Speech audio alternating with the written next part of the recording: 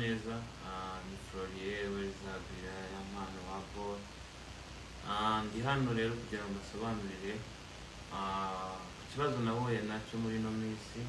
Ni byinshi twagiye duhura nabyo ariko ni byinshi byabayeho. So njyewe rero nagize ibibazo igitekerezo cyo gushaka umugore, tuhura n'umukobwa turaganira, mubwira yuko nifuza yuko yazambera umugore. Arambwira ati nanjye nakubera wambera umugabo. So ikintu cyabayeho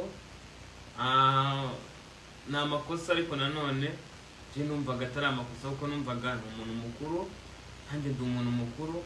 Ntabwo nazana umugore ntashoboye inshingano z'urugo, ntabwo nazana umugore nashoboye kubaka urugo. Ariko ikintu cyabayeho, umugore yaje mu buzima bwanjye, nteranya n'inshuti, nteranya n'abavandimwe mu buryo ntabasha gusobanura, mvuge ngo yarambwiye ngo nguriya, ariko yankorera gutuntu. Namwe murabizi muri abantu bakuru, ku buryo ancomekanya n'abantu. Ibazeho umuntu ageraho akwangisha ababyeyi. Ibyo twarabirenze, ndavuga ati okay, niba udashaka ababyeyi mu rugo iwacu, n'ubundi ababyeyi ntabwo ari bo banyubakira, ninjya mbakumbura nzajya kubasura, si ngombwa ko bazana. Muzi ibintu byose byabayeho. Twagize gutya duhura n'ikibazo, video ijya hanze yacu cyo turi mu gikorwa cy'abantu bakuru, ariko mu by'ukuri iyo video yabaye intandaro y'ibintu byose. Umugore ntabwo yongeye kunyumva, umugore ntabwo yongeye kunyubaha. Mbese video yayigize icyitwazo n'ikikango cyo kumbwira uko nitwara kose, umaze kwiyereka n'ukora ikintu icyo cyose nzagufungisha.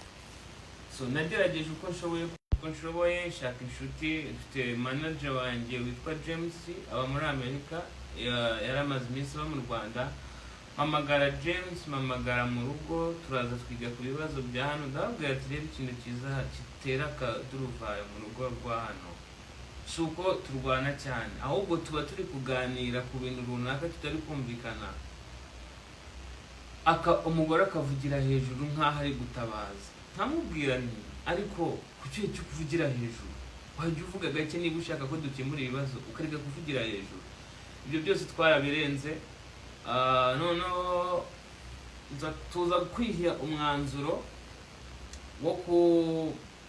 wo kuvuga yuko umuntu niyongera gukora ikintu kitasobanutse icyo ari cyo cyose, buri umwe wese azavamo. Vava njyewe nagiye ku kazi, ngiye ku kazi nk'uko mubizi ko kuririmba. Ngeze ku kazi nkahurira n'ibibazo, challenge z'akazi zarizo zose, bigera mu masaa 9 naramuhamagara. Ariko mu by'ukuri narundi rwango nari mufitiye, ntari nsinzi aho musize, nari ndi gukoresha buryo kibushoboka ngo nahe. So kandi urabizi ko gufunga ari mu masaa 8. So rero amasaha yadufatiyeho nkiri guperforming. Icyo gihe rero yarampamagaye, ndamwitaba, ariko ntinumva afite uburakari bwinshi. Ubwo kwita nshaka uburyo ndaza ngeze mu rugo nsanga afite uburakari bwinshi. Ndamubwira ati ariko se uba wibuka ko njyewe iyo mvuye hano nari ngiye mu kazi? Ese njyewe nari ngiye mu kabari? Ese mbese mbwira ikintu nari ndimo. Arasara, biba ngombwa bya bindi nababwiraga byo kuvugira hejuru. Ndamubwira ati ariko ukeneye mani kujya uceceka ukavugira hasi. Ubwo nari ntangiye kujya nkeka ko ibintu nta kongera gutongana. Ubwo mwanzuro dufashe ni uko umuntu uzongera gukora ikintu cy'ubugoryi agomba guhunda umwanya undi. Ubwo nanjye ikintu nakoze, nahise mfata inzu ndayifunga, ndagenda njya kwirebero. Ngiye kwirebero, ngeze kwirebero, umuturanyi barampamagaye ati ariko se kuri kwimuka? Ati njyewe se ndi kwimuka? Turi kwimuka. Ndababwira ati njye ntabwo ndi kwimuka, urabona hano hari ibintu hano harimo imitako, ibiki, bitanda, ibintu byose yaratwaye. Ndangije numva nimva nkamusanga ahantu ibyo bintu yatwaye, ibyo bintu biri kuba ku kanya turaza kurwana, kandi niturwana amategeko arabizamo, sange ni njyewe uri kubiryoza. Ikintu nakoze, nahise ngendera uko, nahise ngenda. Iri joro nibwo ikintu cyangaruye, nibwo nahamagawe na Ribu, narindi higiriya Bukavu, ubwo umuyobozi kuri ribo wanyandikiye ati turi gushaka umugore wawe yarakureze. Ndavuga ati ariko uyu muntu aranshaka hiki, ntibi bintu tubayeho, hari n'ibindi ntavuga kuko sindi hano kumurega cyangwa kumushinja, ariko n'umuntu wambaniye bitari byiza pe, mu buryo ntabwo yambereye umugore mwiza. Njyewe Vava kigera mu buri buzima bwanjye bwese bumera nk'akayunguruzo katobaguritse.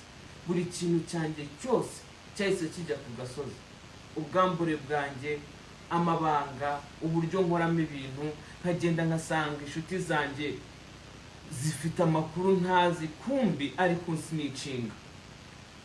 So icyo kintu cyo kujya kundega rero, yakubise agatoki ku kandi ati uya mpano ubuzima bwe ngomba kuburangiza. Sibyo nibyo, ubu mu mwaka umwe Vava mu mwaka umwe yakuyemo inda 3. Mwamwe mwumva icyo kintu, ibyo bintu mbirengaho, ndakomeza ndamukunda. Nkamvuga ati uyu muntu wenda ashobora kuba ari kwanga kubyara muri zino situation z'ibi bibazo by'amavideo, reka mureke simushyire kuri pressure, mureke. Ubwo ngubwo ikintu naketse, yaratwite, yarafite inda iri mu mezi 5, kandi buri gihe ashaka gukuramo inda arandiranja cyane, akanira stress, agashaka impamvu zituma ava mu rugo, akagenda akazagaruka inda yaravuyemo. Nukuri mu banjye bakunze b'imiziki banjye cyangwa abanyarwanda muri rusange, ibi bintu ndi kubabwira ntabwo ndi kubabeshya, niko kuri. Hari n'abantu bamuzi nk'ubu ntihabura umuntu uzivava ari kwita understanding ibintu ndi kuvuga. So ikintu nababwira, nimwumva ngo nafunzwe cyangwa nagize ute, ntimugire ubwoba, ndahari kandi ndahari. Niyo banjyana, icyo nzi cyo nuko Uwiteka abereyeho guca imanza abana b'abantu niyo batabishobora cyangwa babera cyangwa batabera, ariko Uwiteka arahari ngo aducire urubanza. Murakoze kandi ibihe byiza, Uwiteka